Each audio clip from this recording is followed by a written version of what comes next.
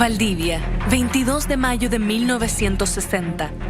El reloj marcaba las 15 horas y 11 minutos y a 35 kilómetros de profundidad, la tierra desataba un infierno que golpeó a la ciudad y a buena parte de nuestro país. Un terremoto extremo de magnitud 9.5, cuyo epicentro se localizó en las cercanías de Traiguén, realmente remeció al planeta entero y quedó registrado como el mayor movimiento de la historia de la humanidad. El sismo tuvo un alcance planetario. El problema no solamente fue el movimiento terrestre, sino que además a todo este caos se sumó un inmenso maremoto que se extendió como una gran masa por todo el Océano Pacífico, destruyendo localidades en Japón y en Hawái. Por terremoto de Valdivia, el volcán Puyehue entró en erupción días después del sismo, cubriendo con cenizas todo su territorio alrededor.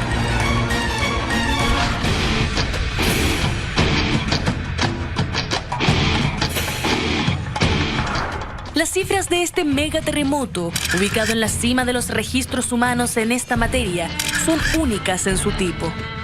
Los expertos creen que entre 1.655 y 2.190 personas perdieron la vida, además de provocar 2 millones de damnificados en diversas regiones del país.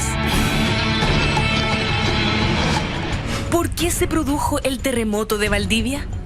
¿Porque este movimiento tuvo una duración de 10 minutos? ¿Es cierto que el terremoto de Concepción en mayo de 1960 fue un anuncio a este desastre? A 59 años de la tragedia, recordamos el momento, las consecuencias y el legado que nos dejó como país este sismo global.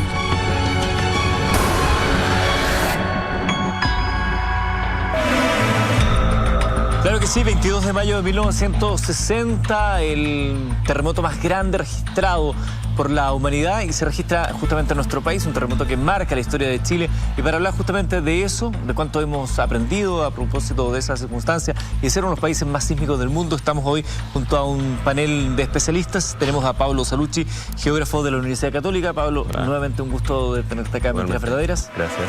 Acá tenemos a Rodrigo Cienfuegos, director de SIGIDEN y académico de Ingeniería de la Universidad Católica. Bienvenido también. Buenas noches. Y también está con nosotros Alfredo Palacio, historiador de la Universidad Adolfo Ibáñez. Bienvenido. Voy a comenzar con Pablo. Me imagino que para alguien dedicado justamente a estas circunstancias, tener la posibilidad de tener al alcance de la mano historias, antecedentes y el terreno mismo del mayor registro sísmico del mundo, de la historia, es relevante. ¿Por qué es tan importante este terremoto de Valdivia? Bueno, es importante porque primero es un evento único, o sea, partiendo por lo que es la magnitud y también por lo que implicó esencialmente en lo que es la transformación territorial, ya en una época que claramente no teníamos mediciones, no teníamos el conocimiento que hoy día hemos de alguna manera construido. Es muy importante entender lo que sucede a partir de este evento, ¿ya? Y de hecho hay que entender que este evento, con muchos otros más que hemos tenido a lo largo de la historia y muchos más que probablemente vamos a tener, ¿ya? Hemos ido de alguna manera marcando el ADN de todos los chilenos, porque hoy día sabemos lo que es la cultura sísmica en este país y que de alguna manera este gran evento que yo siempre planteo que de alguna manera aún lo seguimos entendiendo. No olvidemos que se demoraron 15 años en que la ciencia determinara la magnitud real de este evento. 15 años. Porque en su momento se determinó que su magnitud había sido más o menos un 8.1 y más o menos a fines de los años 70 cuando se crea finalmente la nueva escala de la magnitud de momento, que de alguna manera viene a resolver los problemas que tiene la escala de Richter, que es la saturación, especialmente a partir de una determinada magnitud, se logra determinar que fue uno de 5. Entonces ahí finalmente entendemos, wow, la escala de este evento. La magnitud de esto. Rodrigo, dentro de tu especialidad también que tiene que ver con el estudio de los tsunamis, este terremoto también viene asociado a un tsunami. Es conocida la historia de lo que sucedió en las costas al otro lado del Pacífico. ¿Cómo se vivió también esa situación? Bueno, este tsunami fue un tsunami muy importante también para la historia, en la investigación y todo lo que es los sistemas de alerta.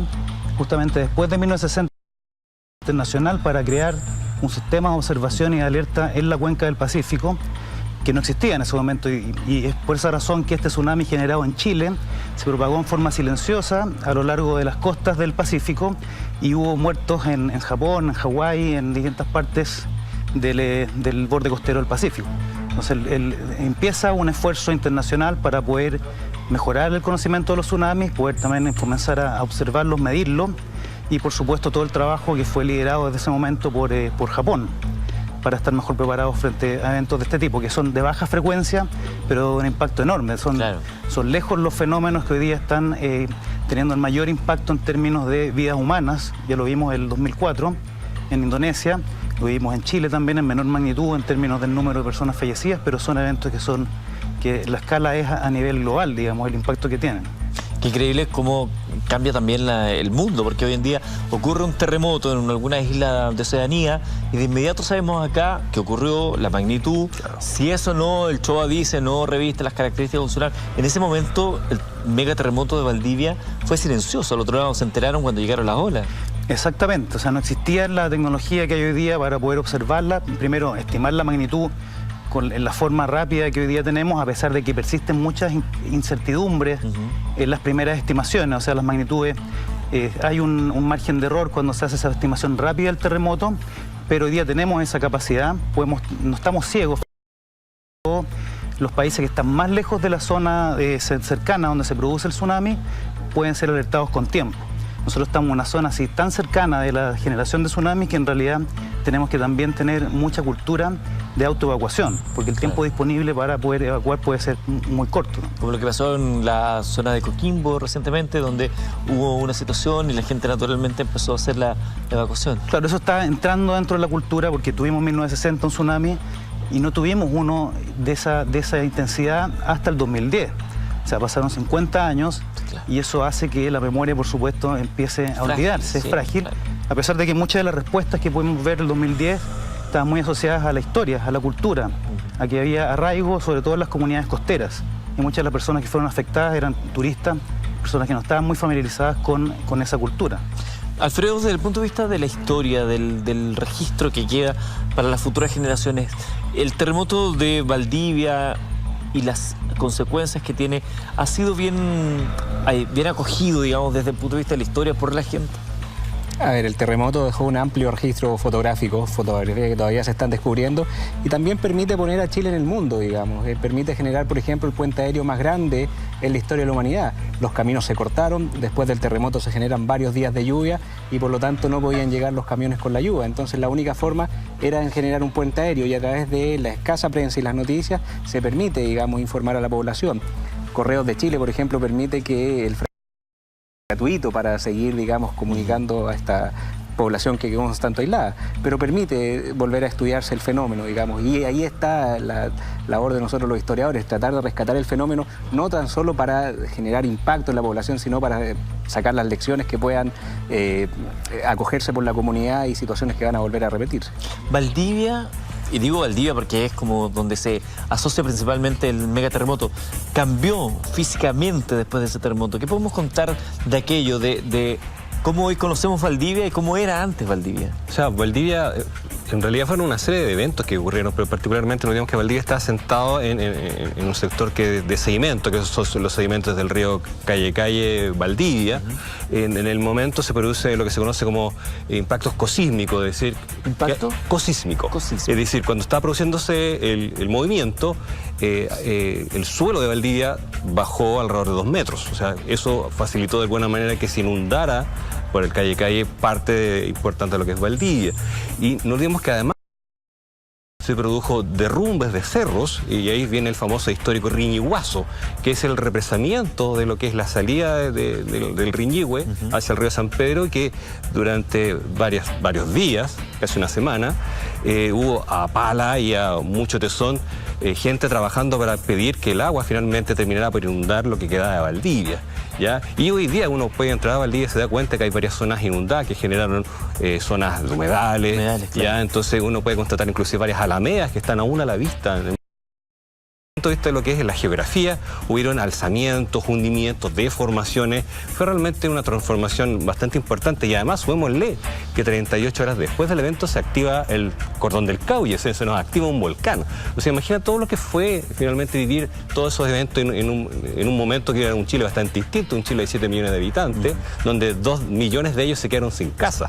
O sea, claramente estamos hablando de un impacto demográfico, geográfico, social, económico bastante potente. Y obviamente le costó bastante por su levantarse, pero lo hizo y eso es muy importante. Eso habla muy bien de nuestro país, ¿no? La capacidad de resiliencia que tenemos frente a situaciones de esta naturaleza. Alfredo, dentro de la investigación que se ha hecho respecto a los testimonios, ¿hubo alguno en particular que te haya llamado la atención de lo que se tocó vivir desde la experiencia humana de esta situación? El terremoto de Valdivia, si lo miramos desde el punto de vista de la historia, es famoso porque se generó o permitió que las comunidades indígenas que rodeaban la ciudad y rituales y se generase el último sacrificio humano registrado en la historia de Chile. Ah, sí, a ver, por favor, cuéntame un poco de eso. Es una comunidad, digamos, que vuelve a revivir su mito original, el de Caicay y Tentén, y que por lo tanto, según su lógica, su cosmovisión, claro, para aplacar la ira, ¿verdad?, de los dioses, tenían que realizar un sacrificio como se hacía a la antigua usanza.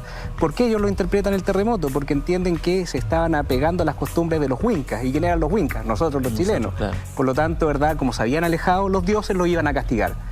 Y hay una machi que ¿sí?, lo sueña 2 años antes y va a preparar a su comunidad para que estuviera alerta de este fenómeno que se iba a venir. Pero como no le hacen mucho caso, la mejor forma era realizar este sacrificio. Y el sacrificio está documentado. Van a tomar un niño huérfano de padre que no tenía mucho rasgo indígena y lo van a sacrificar en el cerro La Mesa. ¿Sí? Un cerro que tiene una formación geológica que es plano, ¿verdad? Y ahí se va a realizar esta ceremonia del guillatún. Y coincidentemente, de acuerdo, cuando realizan el sacrificio, se aplacan las réplicas.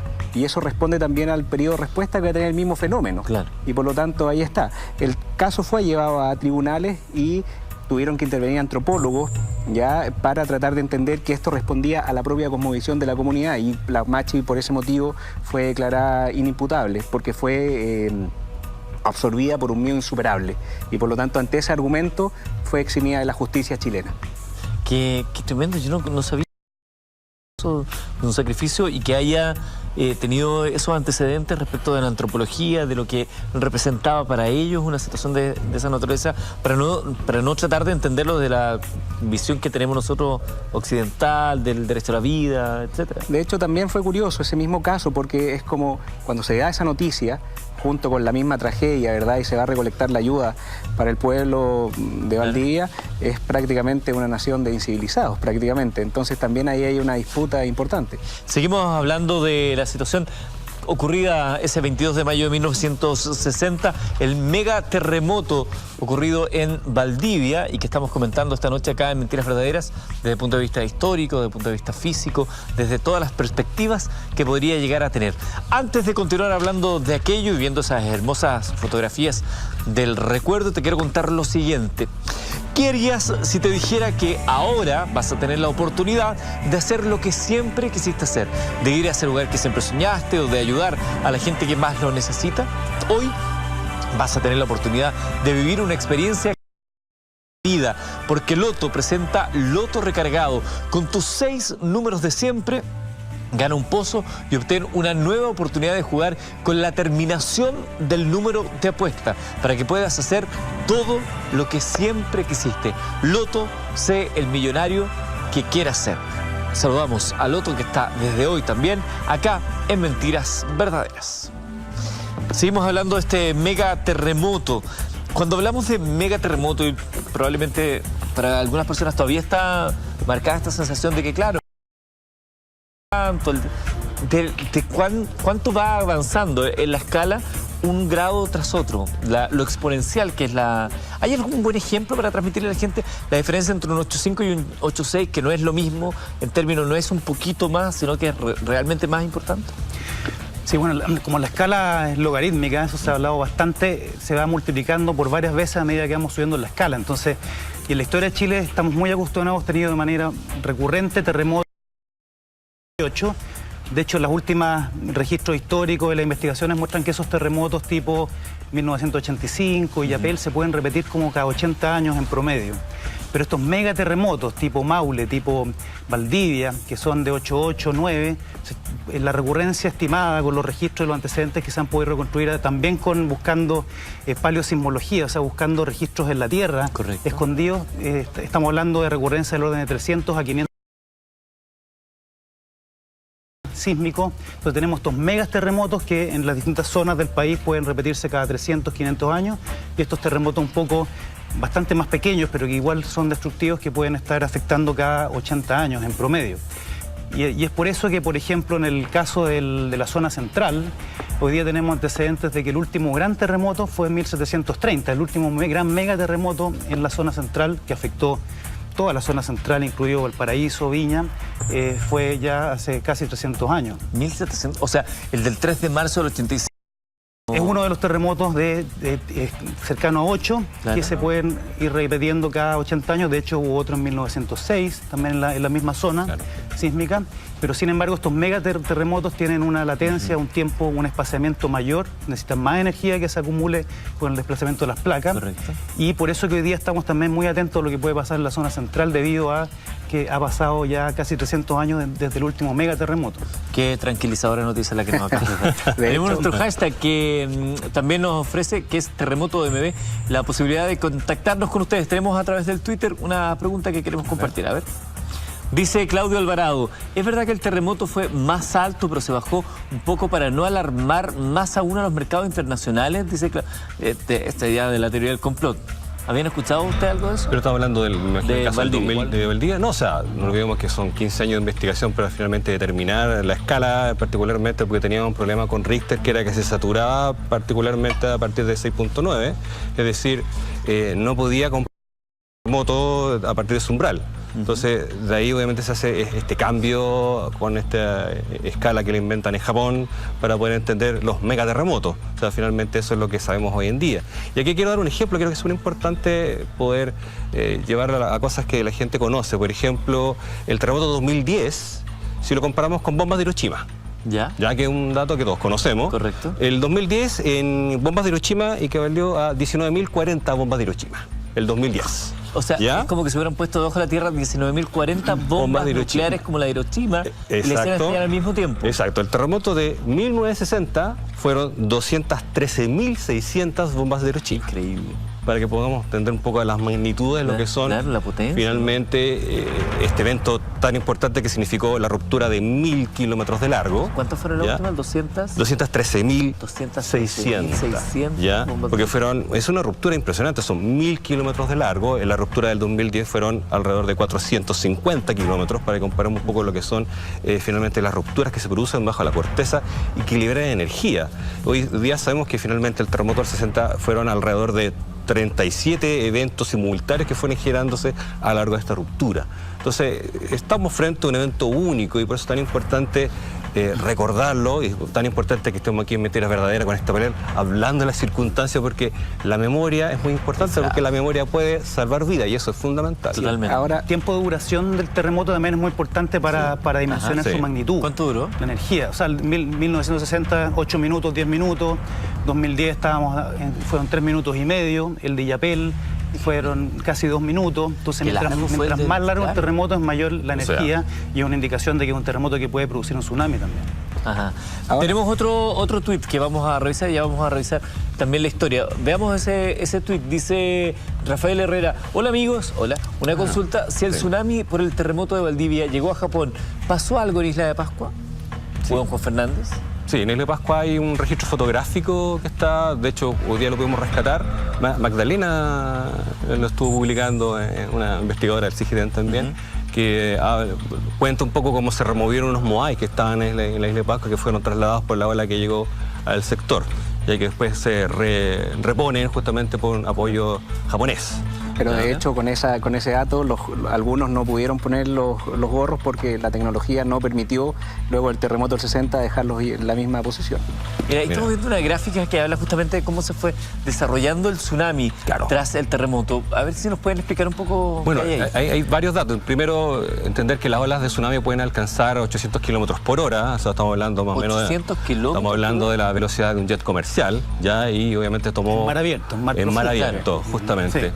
Y ahí vemos todas las zonas que impacta. En Japón, de hecho, fue bastante heroico como se alerta, porque como no tenían visión, esto ocurre, el tsunami llega prácticamente a oscuras. temperatura en Japón. Claro. Y hay un dato de una persona que se sube a caballo y comienza a incendiar parte de los pastizales para marcar una ruta, cosa que la gente pudiera evacuar por esa zona. O sea, realmente fue un acto desesperado para poder ayudar a sus comunidades. Y yo creo que en ese sentido hay muchos temas que surgieron del impacto a lo largo de todo lo que es la costa pacífico, en este cinturón de fuego del Pacífico. Correcto. Que son estos 40.000 kilómetros que involucran a la zona más activa desde el punto de vista que es sísmica, y también involucra también a volcanes notables, particularmente en el sector de Indonesia. Sí, es importante eso porque la actividad volcánica también se ve afectada por estas cosas. Claro, pues están conectados, son las placas tectónicas, hay una conexión entre estos fenómenos, y de hecho la prueba de ello es lo que ya estábamos conversando antes con la activación de actividad volcánica también. Y también han habido evidencias de terremotos que han activado terremotos de placas más superficiales. Hay conexiones también de terremotos de subducción, que son los que entran la placa de Nazca bajo la sudamericana, que pueden en algunos casos activar algunas fallas superficiales que empiezan a tener actividad. O sea, está conectado, si el planeta está conectado, sí, y nosotros estamos viviendo en un planeta que está en movimiento. Exactamente, ¿sí? Un movimiento aquí también tiene algún eco en algún otro lugar. ¿Más historias que se Este haya terremoto conocido? ya se había conocido en la historia de Chile. Se produce en 1570, el primer terremoto registrado por los españoles, y 5 años después se produce un mismo terremoto como el de 1960 en la zona de Valdivia, con la misma lógica, el mismo representamiento del lago Riñihue, lo mismo, con la diferencia que en 1960 se produce un terremoto el día 21 y con 33 horas de diferencia ocurre el siguiente terremoto.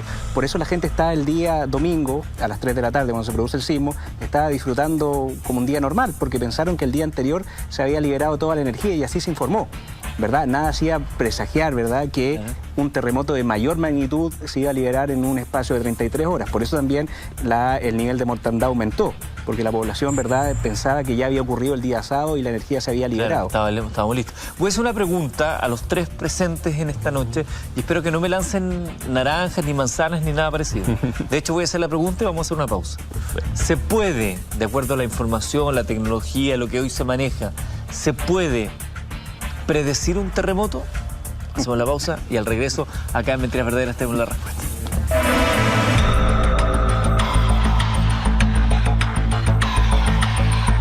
Mentiras Verdaderas a través de la red y para todo el país.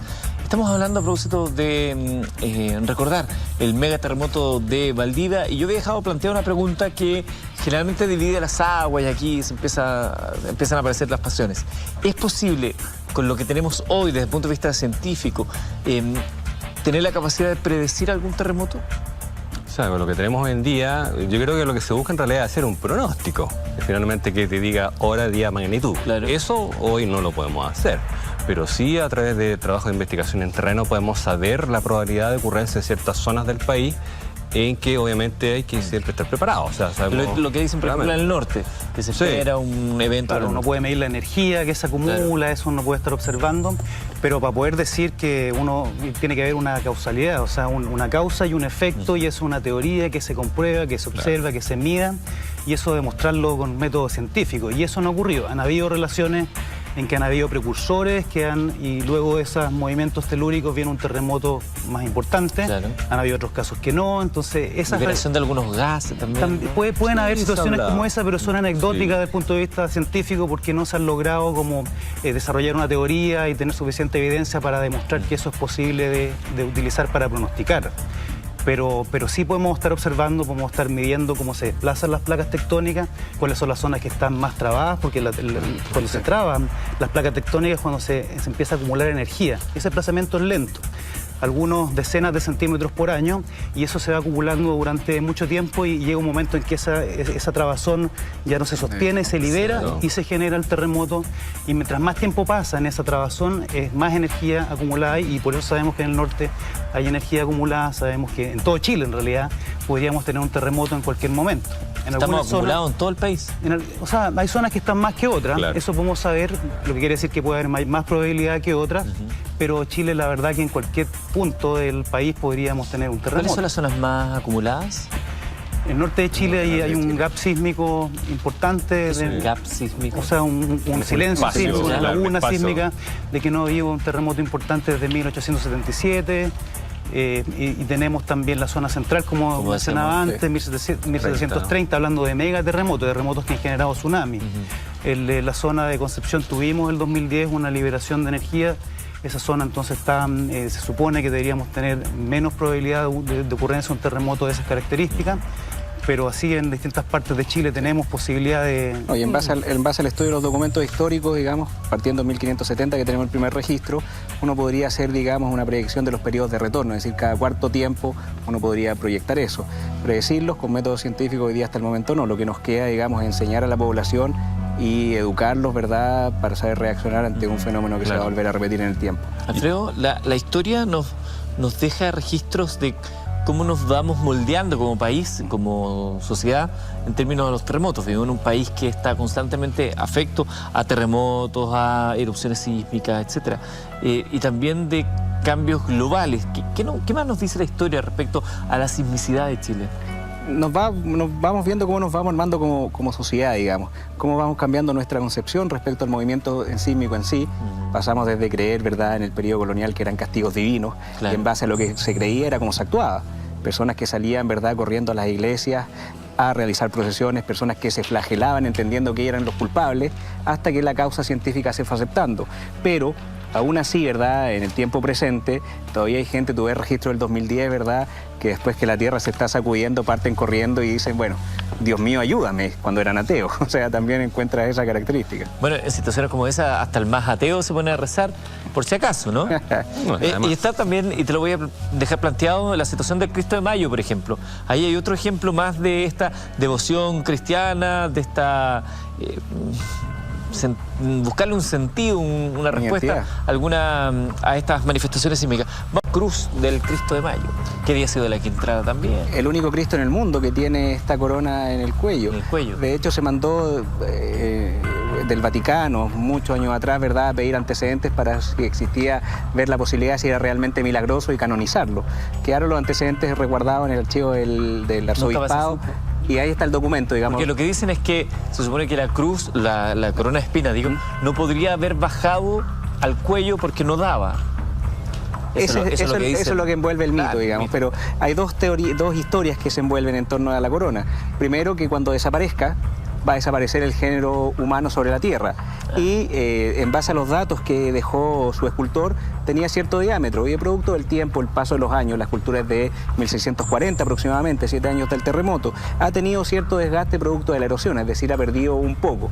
O sea, parte de eso se podría cumplir quizá en cuántos años más. Y la segunda dice que si alguien vuelve a tocar la corona, tratar de colocarla sobre la cabeza, que es el testimonio del pecado del pueblo. Se cae la corona porque fuimos un pueblo pecador. Correcto. Entonces, si alguien vuelve a ponerle en su cabeza tratando de olvidar este pecado, va a volver a temblar. Y se especula, ¿verdad?, parte del mito que envuelve que días antes del terremoto del 3 de marzo del 85, un par de señoras pías tocan la corona con el fin de tocarla y tembló. Probablemente ese temblor, ¿verdad?, si le hacemos caso, haya sido uno de los movimientos precursores del 3 de marzo.